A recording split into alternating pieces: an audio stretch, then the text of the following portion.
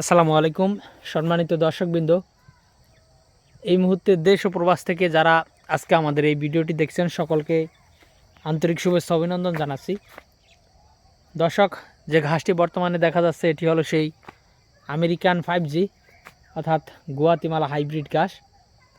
দর্শক, পর্যাপ্ত পরিমাণে ভিটামিন এবং প্রোটিনযুক্ত ঘাস, পাশাপাশি প্রচুর পরিমাণে কিন্তু ক্যালসিয়াম রয়েছে এই ঘাসের ভিতরে। দর্শক, আমরা বর্তমানে সব জাতের ঘাসই লাগিয়েছি কম বেশি। তার কারণ হলো কাস্টমাররা এক একজনে এক এক জাতের ঘাস আসলে চায়।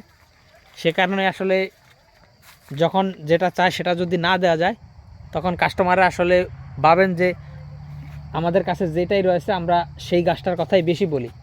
তো দর্শক, সে কারণে আমরা স্মার্ট নেপিয়ারটা লাগিয়েছি, জারাও লাগিয়েছি, তারপর এলিফ্যান্ট হাইব্রিডটা লাগিয়েছি, জাঞ্জিবার লাগিয়েছি, তাইওয়ান লাগিয়েছি, গুয়াতিমালা লাগিয়েছি এবং পানিতে চাষ হয় জার্মান হোয়াইট সেটাও লাগিয়েছি। পাশাপাশি আপনার পুরনো ঘাসের ভিতরে লাল পাকসন এবং সবুজ পাকসনও রয়েছে।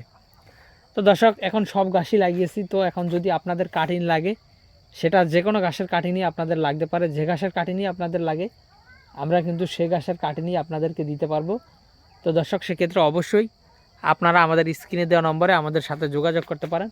তাহলে আমরা সারা বাংলাদেশে, বিশেষ করে আপনার জেলায়, উপজেলায়, থানা পর্যায়ে, এমনকি আপনি যদি এই ঘাসের কাটিংগুলো হোম ডেলিভারি নিতে চান সেক্ষেত্রে আমরা কিন্তু হোম ডেলিভারিও পাঠিয়ে দিয়ে থাকি। তো দর্শক, সেক্ষেত্রে আমাদের এই নম্বরে ইমো রয়েছে, হোয়াটসঅ্যাপ রয়েছে, আপনারা চাইলে অ্যাড করে যোগাযোগ করতে পারেন। আর এই ঘাসগুলো বিশেষ করে উঁচু জমিতে আপনাদের লাগাতে হবে।